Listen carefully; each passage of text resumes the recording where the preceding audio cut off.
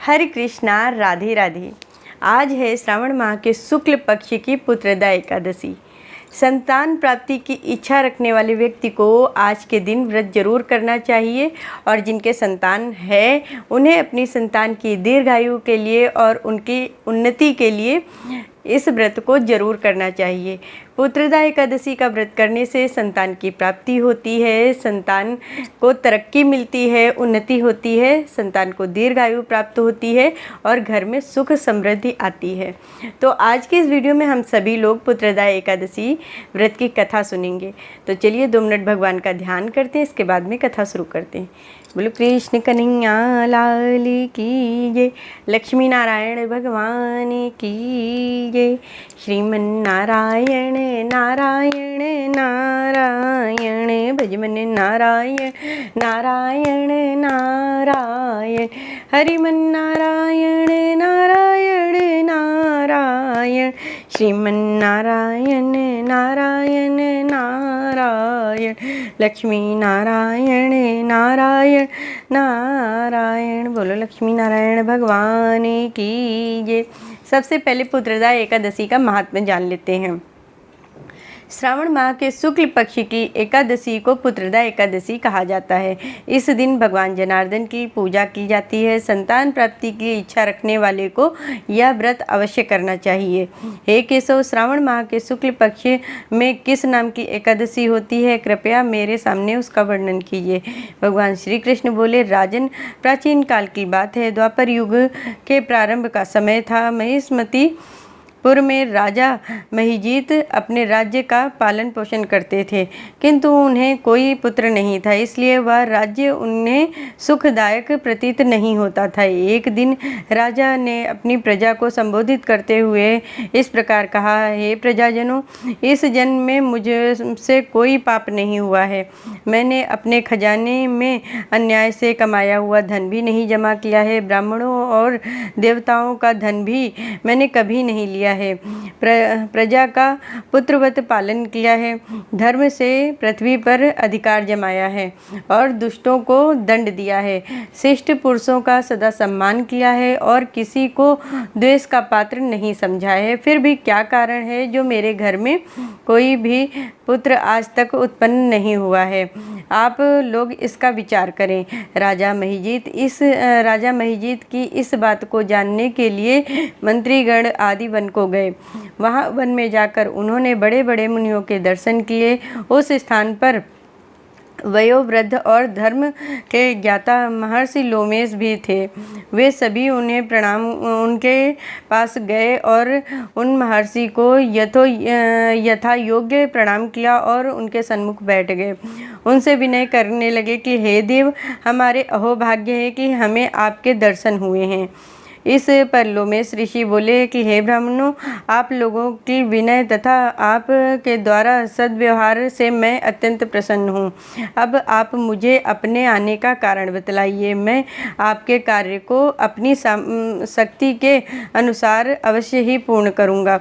लोमेश ऋषि के ऐसे वचन सुनकर सब बोले कि हे महर्षि, आप हमारी समस्त बातों को जानने में ब्रह्मा से भी अधिक समर्थ हैं। महिष्मती नाम की पुरी में एक महिजीत नाम का एक राजा है। वह अपने प्रजा का परिवार की तरह धर्मानुसार पालन करता है, परंतु फिर भी वह पुत्रहीन है, जिससे वह अत्यंत दुखी रहते हैं। हम लोग उस राजा की प्रजा हैं,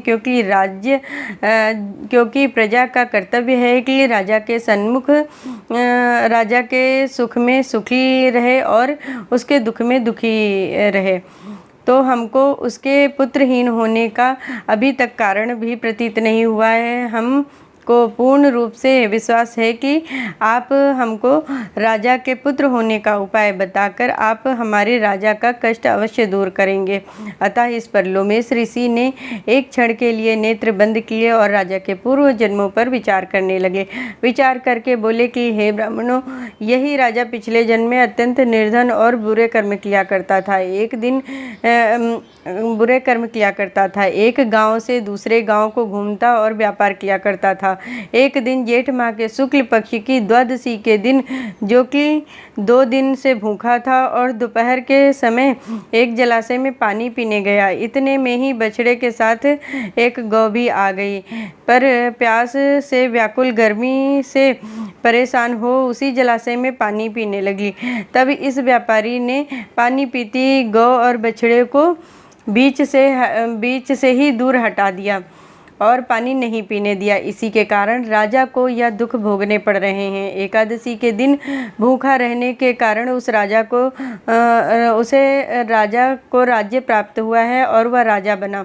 और प्यासी गाय और बछड़े को प्यासा हटाने से पुत्र के वियोग का दुख भोगना पड़ा। इस पर सब लोग बोले, हे महर्षि, शास्त्र में ऐसा लिखा है कि पुण्य से पाप नष्ट हो जाते हैं, इसलिए कृपा करके आप राजा के पूर्व जन्म के पाप नष्ट होने का कोई उपाय बतलाइए, क्योंकि इस पाप के क्षय होने से पुत्र रत्न की उत्पत्ति होगी।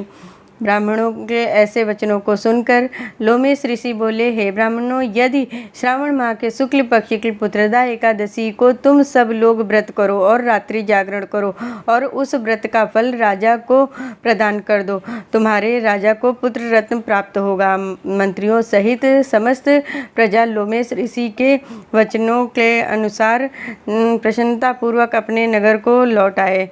वाक्यों को सुनकर